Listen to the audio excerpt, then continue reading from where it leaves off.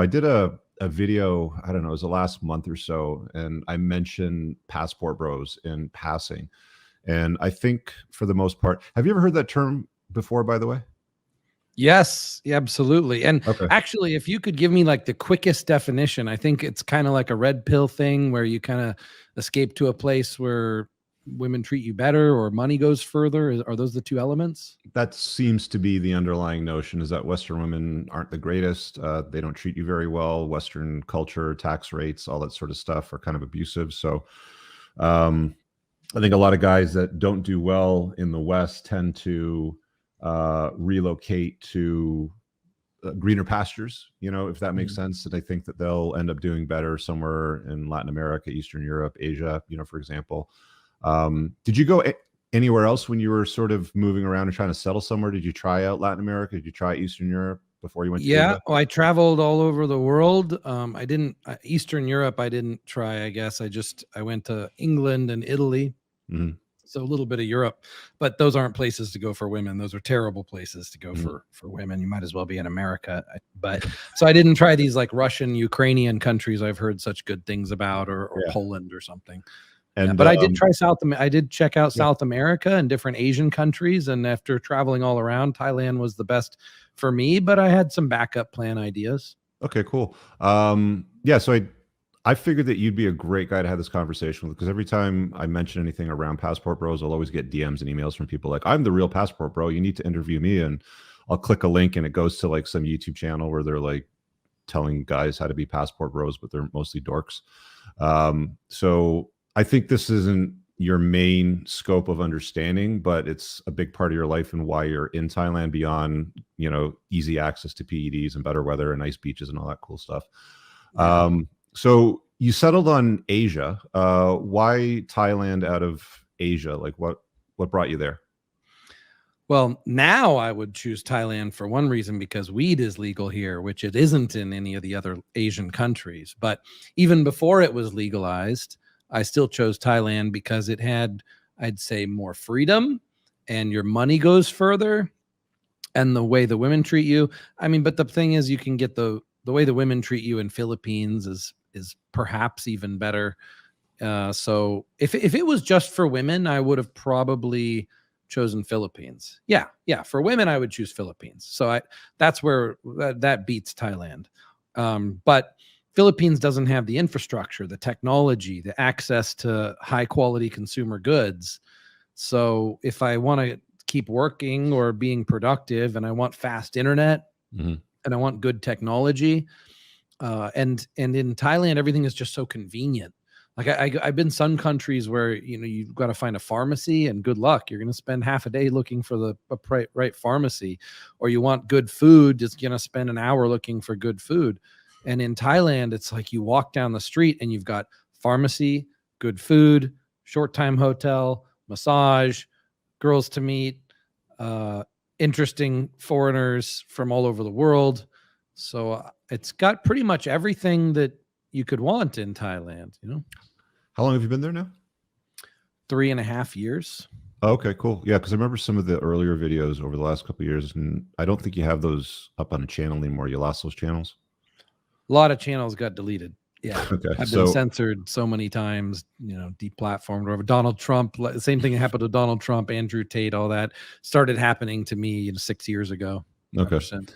Yeah, it's weird because some people were highly targeted on YouTube, and others, they just sort of didn't really bother. I mean, I'm not sure if I sort of slipped under the radar, or just because I don't really dive into certain topics in a certain way, or I use certain language like that avoids problems, sort of stuff. What do you think it was? It has a lot to do with how much you sensationalize it. So you are speaking very intelligently and calm, and you're not like flashing crazy things on the screen.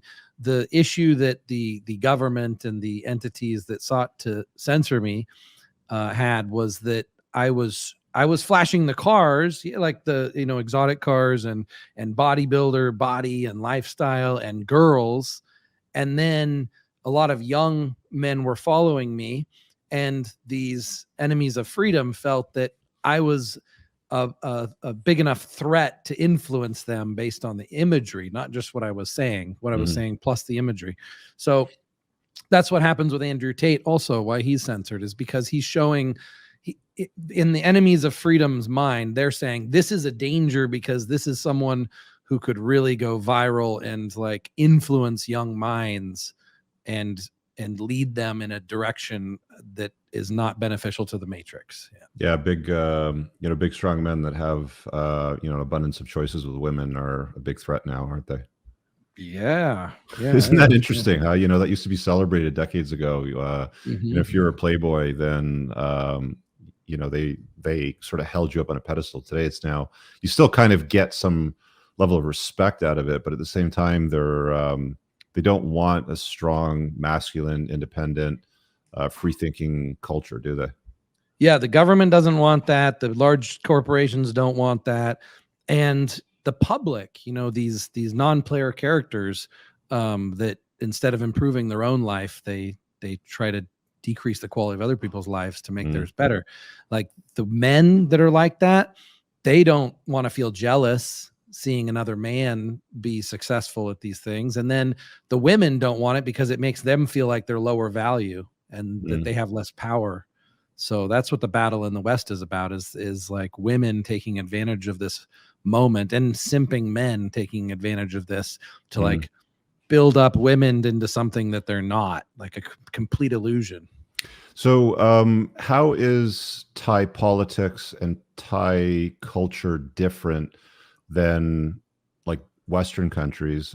Before you answer that though, so I don't forget, Tony's newest YouTube channel is linked in the title of this video. So if you guys want to go check out his new stuff, subscribe to his channel, but go ahead. So cultural differences and political differences. Well, the politics in Thailand is that you have a king, but we'll say like a royal family that owns everything. It's one of the most powerful families in the world. People don't realize how powerful the family is. And they own and control pretty much everything. And they make money off of everything. And if it doesn't benefit them, then it doesn't really happen. If it does benefit them, then it gets really expedited. So it's kind of weird, like a family owns the country, and then not just a family, but the family's friends, and it trickles down. Like the closer you are related to the royal family, the more you get, royal treatment. And then you have like the very lower society that's kind of groomed to be the servant class. So you have, which is the case in all of these countries, that there's a huge disparity of wealth between the wealthy and the working class. So you have like this huge working class that makes very low wages. And the wonderful thing about that is you can actually hire services like massage, get your nails done, labor for very, very cheap. So that's there's a lot of like economic benefits to that, to the country too. And in America, it's like hiring a nanny, for example, it's just crazy expensive. But hiring a nanny and raising children in Thailand is super cheap. And I'm in the child raising phase of my life also. So like that's a huge savings to have my children grow up here. So that's the politics. The laws are, the laws are kind of similar around the world. I guess one of the big differences is, you're guilty until proven innocent, or innocent until proven guilty type thing. But even in America now, it used to be supposedly innocent until proven guilty. But now the way that the media works with the law enforcement, and they do press releases, and you're pretty much guilty and your life's destroyed as soon as the government decides so. So it's really, in the end, not that different. We don't have that much freedom. If the government doesn't like you, they can destroy you here. They can destroy you in America. In America, you have the freedom of speech, sort of, because you get censored so much. In Thailand, you don't really have a freedom of speech. You're not supposed to publicly say bad things about people in general, like defamation is a quasi-crime. And you certainly can't say anything negative about the royal family. And I think that the politics of Thailand worked extremely well for Thailand in the past. If you have a benevolent dictator, that's probably the best government that you could have. And so, yes, of course, like government's number one priority in any country is to protect the wealth of their friends. That's above all else. So that's inherent in every government. But when the previous leader was very loving to the people and wanted to really help the people, he brought a lot of tourism, he allowed a lot of freedom, he built the infrastructure here that other countries in Asia didn't have. So it was a really, I think 10, 15 years ago, especially, Thailand was probably the best place on the planet, like no question, by my standards. But now, the quality of life in Thailand has dropped a lot. Some say it's increased because it's got better access to consumer goods and technology. But from what the potential it could be based on those technological advances, it should be better. But unfortunately, Thailand, just like most countries, are kind of bowing to this globalist surveillance nanny state. So that is happening, but it's just way slower. Like China's, North Korea are leading that. America's, going to try to follow, and then these other countries are a step behind.